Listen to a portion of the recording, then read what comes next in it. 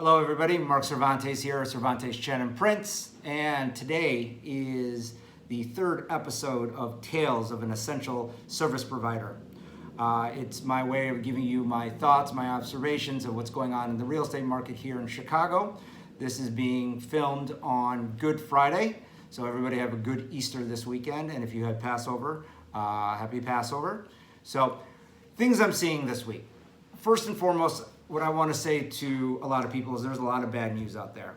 And the way I've been dealing with a lot of the bad news is that I usually give a phone call. Now, that seems pretty normal, but a lot of people just shoot off emails. You can't get a context from an email. So a lot of the bad news I've had to deliver always starts with a phone call and then the email thereafter.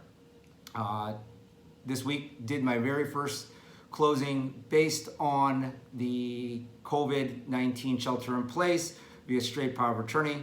One of my clients was from Texas. They didn't want to fly up here because they were high risk. So the title company, all title companies are doing their best to be able to be as flexible as possible.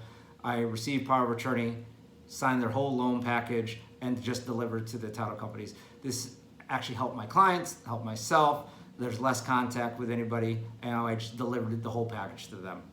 Things we've been seeing also is since we have a large practice with sale and purchase of condominiums, the third-party companies, for instance, Condo Certs and others that collect all the condominium documents for the management companies are either short-staffed or they are overworked right now. So normally we would be ordering these documents about 2 weeks before closing.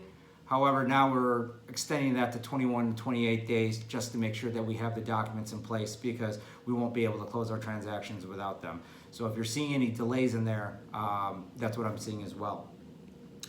We're also seeing on the landlord-tenant side that a lot of leases are expiring right now because this is one of the busiest seasons for lease renewals, springtime, so that new people can get people in for the summer and for their next 12-month lease.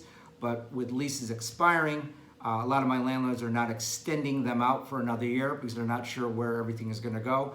So most of my landlords are putting their tenants on month-to-month leases, which is, there's pros and cons to that.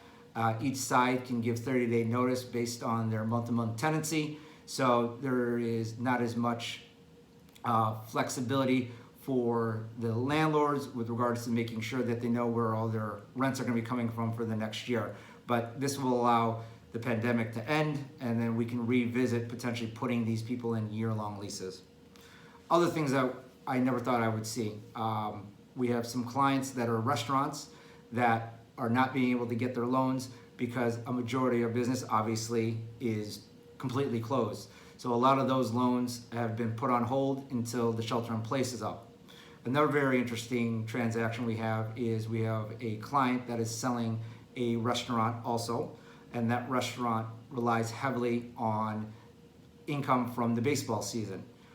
And with no baseball games and no fans at the games, this restaurant not only is closed because of the shelter in place, but they have no income because of no fans. So who would ever thought that we would have an intersection of sports, restaurants, and the pandemic and real estate? I would never have thought that.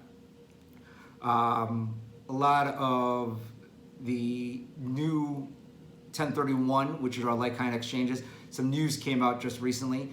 A lot of the dates that are important, I usually say it's 45 and 180. You have 45 days to identify up to 3 properties on your 1031 exchange, and you have 180 days to close it.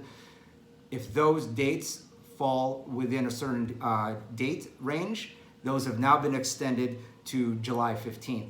So if you're doing any commercial transactions that include 1031 exchanges, be aware that you have some extra time now. So what we're going to be doing this weekend, it's Easter. So instead of the big Easter egg hunt in Horner Park, my family is going to be doing it in our living room, and we'll be painting our eggs at the kitchen table. So we'll be doing that. As for what I'm watching and streaming now, if you're interested in alternative history, HBO has a show right now called Plot Against America. It's as if FDR did not win his 3rd term and Lindbergh did. It's very interesting so far. So if you're looking for something good to watch, you should check it out. Well, I really appreciate it. If you have any comments, leave them below. Once again, this is Marc Cervantes. Feel free to contact us at Cervantes Chat and Prints, 312-606-9529. Have a great week.